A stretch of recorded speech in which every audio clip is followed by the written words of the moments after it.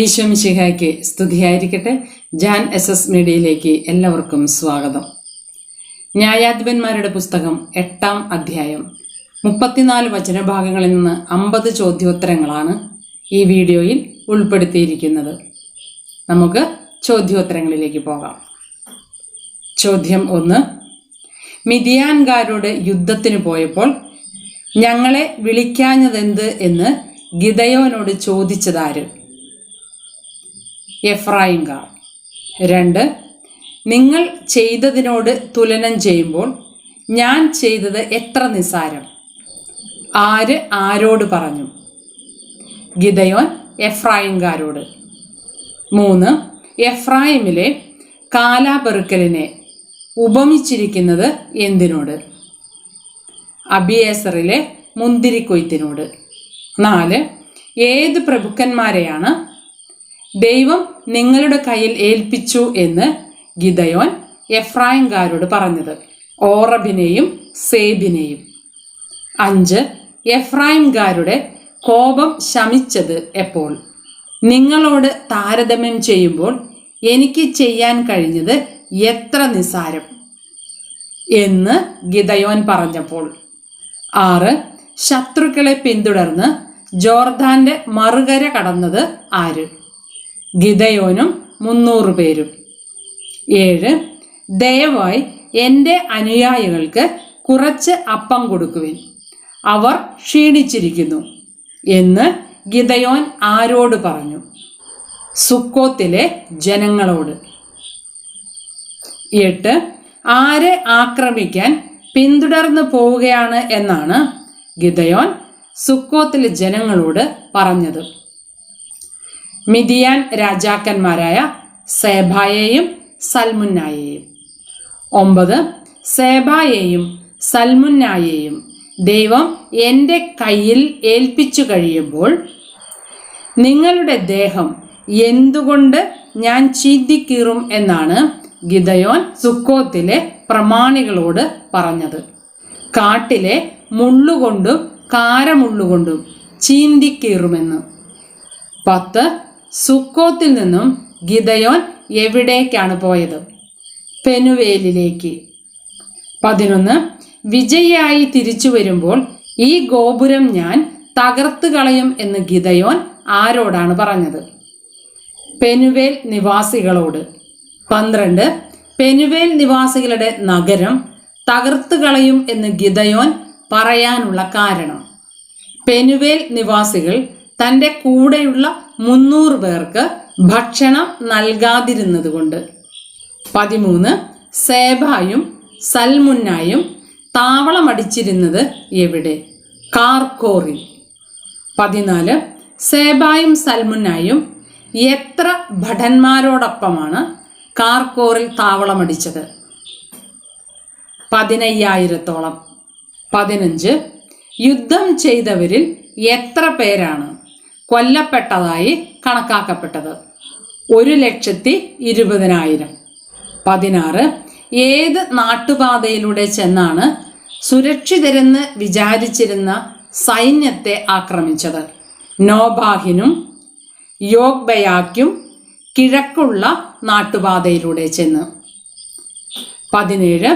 ഗിദെയോന്റെ ആക്രമണത്തിൽ പലായനം ചെയ്തത് ആരെല്ലാം? സേബായും സൽമുന്നായും. 18.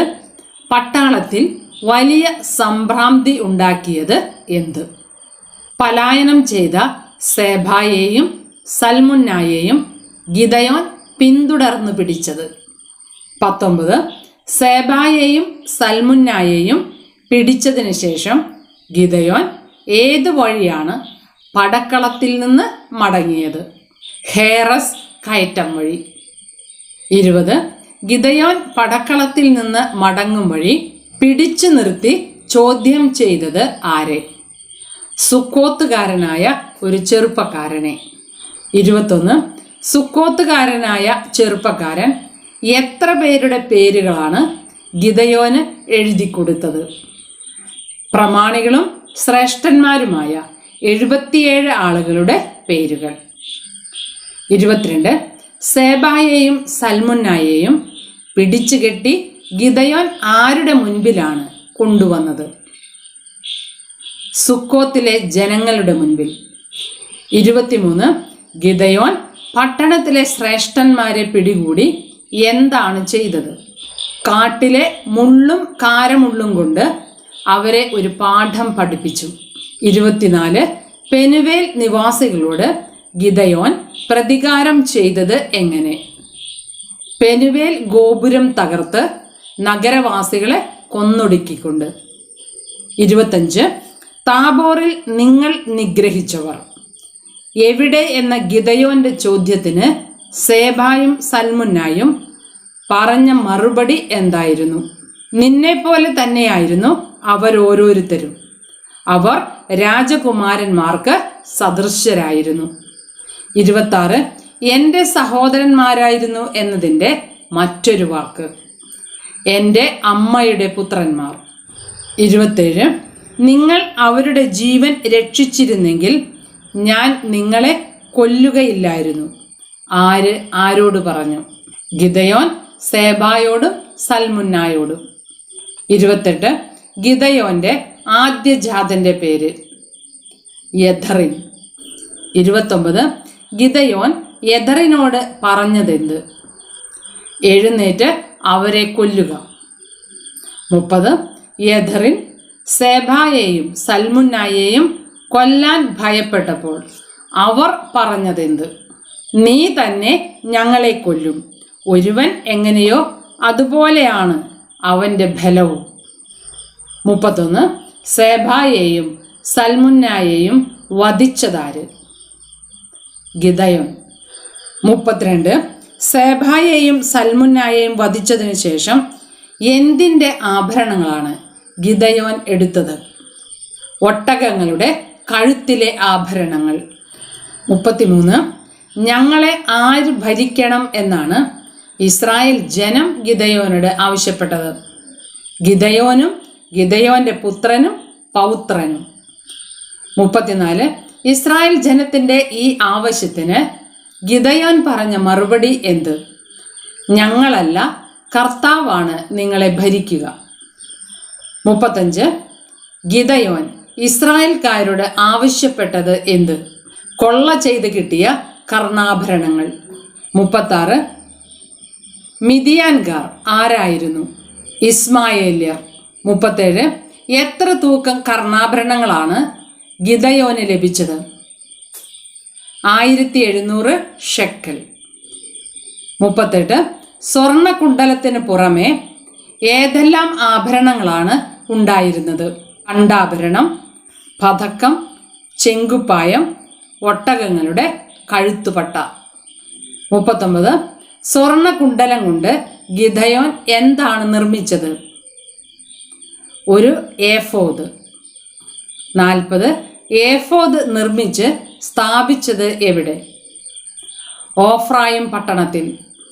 41 ഗിദെയോൻ നിർമ്മിച്ച ഏഫോദിനെ ആരാധിച്ചതാര്? ഇസ്രായേൽക്കാർ. 42 ഗിദെയോന്റെ കാലത്ത് ദേശത്ത് എത്ര വർഷം ശാന്തിയുണ്ടായി? 40 വർഷം. 43 യോവാഷിന്റെ മകൻ ജറുബാൽ. 44 ഗിദെയോന് എത്ര പുത്രന്മാരുണ്ടായിരുന്നു? 70. 45 ഷെക്കമിലെ ഉപനാരിയിൽ ഗിദെയോനുണ്ടായ പുത്രന്റെ പേര് അബീമേലെക്ക്. 46 യോവാഷിന്റെ പുത്രൻ ഗിദെയോൻ മരിച്ചതെങ്ങനെ? വൃദ്ധനായി. 47 ഗിദെയോനെ സംസ്കരിച്ചത് എവിടെ? പിതാവായ യോവാഷിന്റെ കല്ലറയിൽ, അതായത് അബിയേസർ വംശജരുടെ ഓഫ്രായിൽ. 48 ഗിദെയോൻ മരിച്ചയുടനെ ഇസ്രായേൽ കർത്താവിനോട് ചെയ്തതെന്ത്? കർത്താവിനോട് അവിശ്വസ്തത കാണിച്ചു. 49 ഇസ്രായേൽ കർത്താവിനോട് അവിശ്വസ്തത കാണിച്ചത് എങ്ങനെ? ബാൽ ദേവന്മാരെ ആരാധിച്ചു, ബാൽ ബറീത്തിനെ തങ്ങളുടെ ദൈവമാക്കി. 50 ഇസ്രായേൽ മറക്കുകയും ഒട്ടും കരുണ കാണിക്കുകയും ചെയ്തില്ല എന്ന് പറയുന്നത് ആരോടാണ്? ജെറുബ്ബാലിനോട്, അതായത് ഗിദെയോനോട്.